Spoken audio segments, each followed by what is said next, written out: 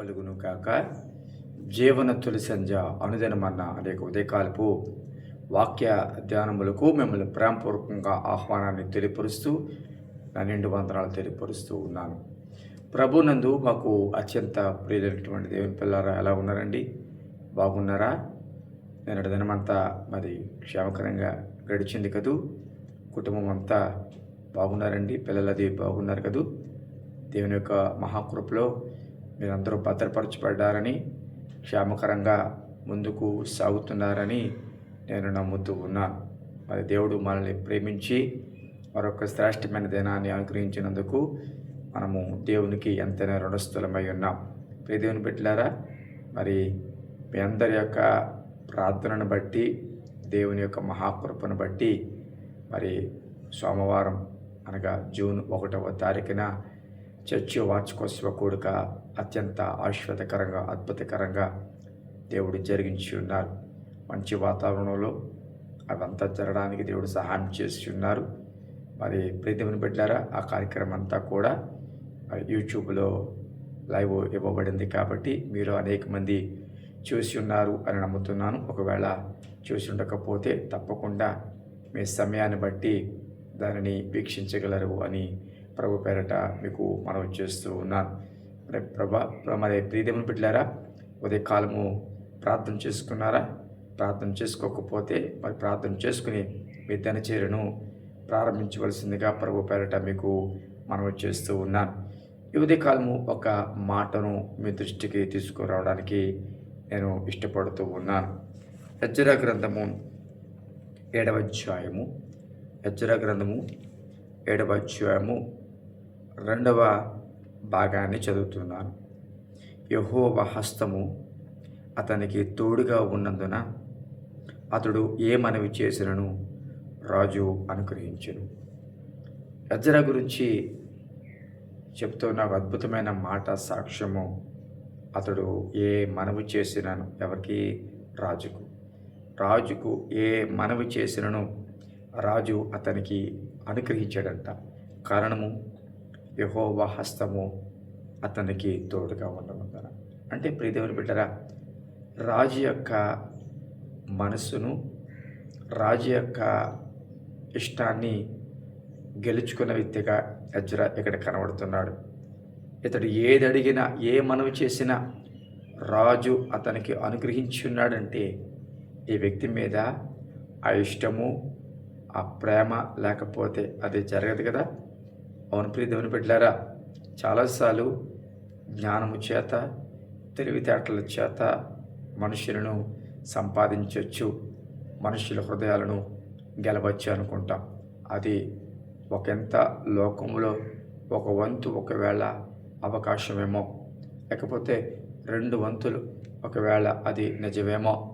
కానీ ఆత్మీయులకు ఆత్మీయ విజయాలను పొందాలి అంటే, ఆత్మలో విజయాలు సాధించాలి అంటే, ఆత్మీయ జీవితం ప్రయాణంలో విజయాలు సాధించాలంటే, లేకపోతే దేవుడి చిత్తాన్ని నెరవేర్చడంలో, దేవుడి ప్రణాళికలను నెరవేర్చడంలో విజయాలు సాధించాలి అంటే ఒక వ్యక్తికి యెహోవా హస్తము తోడుగా ఉండాలి. అవును ప్రియ బిడ్డలారా, దేవుని హస్తము మనకు తోడుగా ఉన్నప్పుడే విజయాలను పొందగలం. సామెతల గ్రంథంలో ఒక మాట మనకి కనబడుతుంది. 21వ అధ్యాయము 1వ వచనం.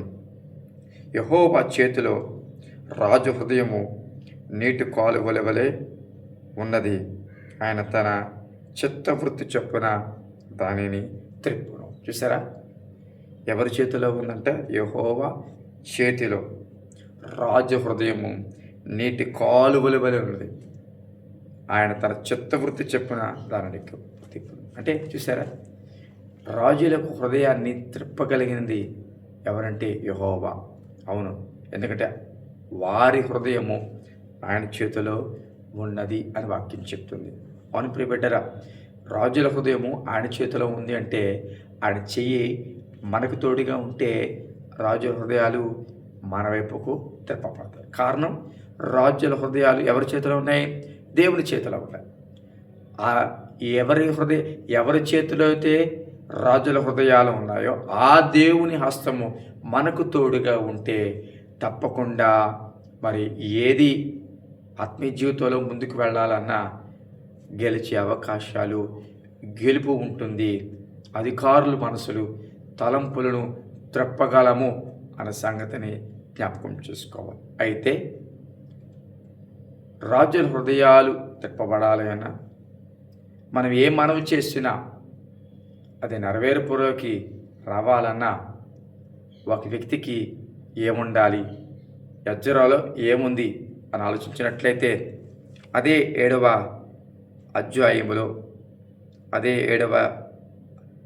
అధ్యాయములో ఒక మాట మీకు నేను చూపిస్తూ ఉన్నాను, జాగ్రత్తగా గమనించండి. 10వ వచనం, యెజ్రెయా యెహోవా ధర్మశాస్త్రమును పరిశోధించి దాని చొప్పున నడుచుకునుటకును ఇశ్రాయేలులకు దాని కట్టడలను విధులను నేర్పుటకును దృఢ నిశ్చయము చేసుకునను.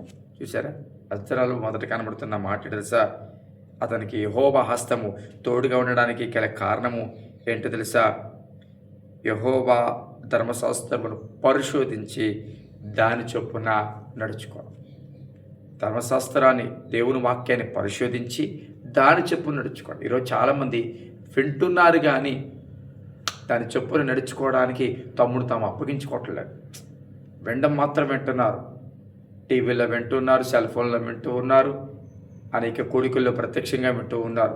విన్నామా అంతే.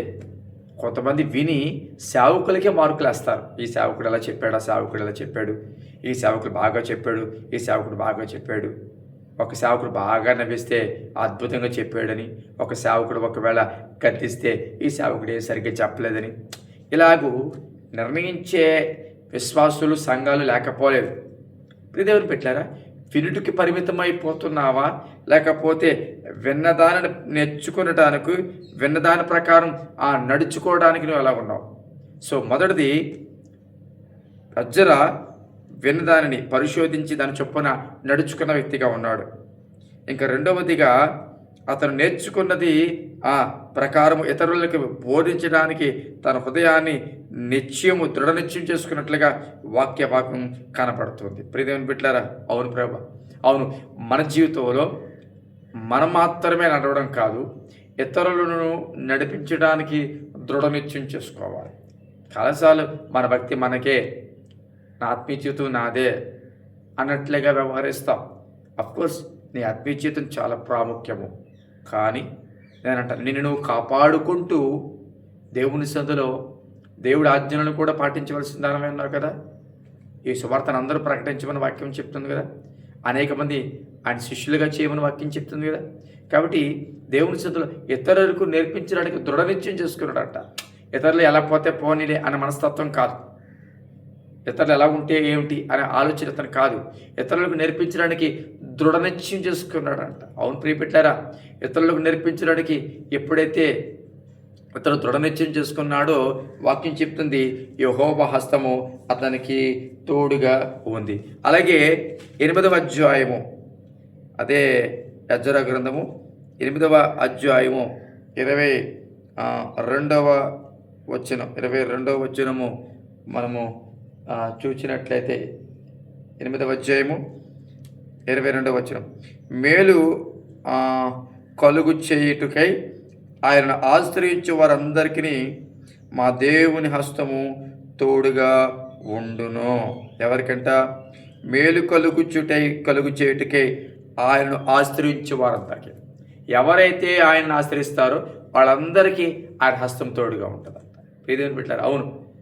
ఎవరిని ఆశ్రయించాలి? ప్రభుని ఆశ్రయించాలి. దేనికోసం? మేలు చేయడం కోసం. ఎవరైతే యెహోవా హస్తం తోడుగా ఉండాలని కోరుకుంటారో వారిని యెహోవాను ఆశ్రయించే వారంగా ఉండాలి. ఎవరిని ఆశ్రయిస్తున్నావు? మనుషులనా, పరిస్థితులనా, లేకపోతే నీ మనసునా, నీ హృదయాన్నా, లేకపోతే నీ స్వచిత్తాన్నా, లేకపోతే జ్ఞానవంతులనా, లేకపోతే లోకస్తులనా? దేన్ని ఆశ్రయిస్తున్నావు? ఎవరినెవరినో ఆశ్రయిస్తే యెహోవా హస్తం నీకు తోడుగా ఉండదే. వాక్యం చెప్తుంది, యెజ్రెయాకి దేవుని హస్తం తోడుగా ఉండడానికి కారణం తెలుసా?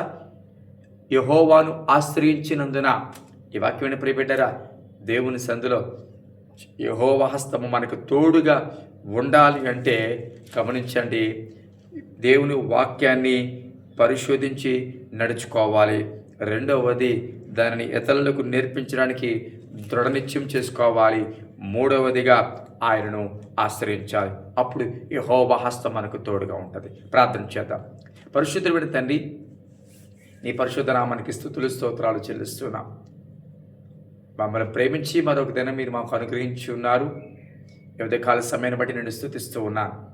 అయ్యా, ఎజ్రా విషయంలో నాయన నీ హస్తము అతనికి తోడుగా ఉన్నందువలన రాజుల యొద్ద ఏ మనము చేసేనను అది అతనికి అనుగ్రహించబడను అని వాక్యం చెప్తుంది.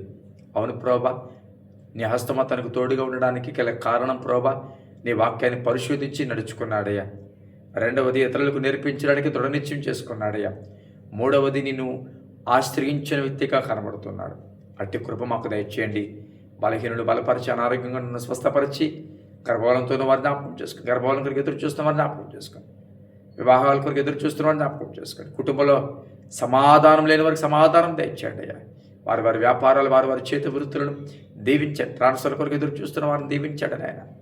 ఇతర దేశాల్లో ఉన్న బిడ్డలు జ్ఞాపకం చేసుకోండి నాయన. ఈరోజు వారి దినచర్య అంతటిలోనూ బిడ్డల యొక్క పరిపాటలన్నింటిలో తోడుగుండి దీవించమని, నీ కృపాక్షేమములు వారి వెంట రావడానికి సహాయం చేయమని, ఆనందం, సంతోషం, సమాధానం మీరు కలుగు చేయమని యేసు నామమున చిన్న తండ్రి, ఆమేన్.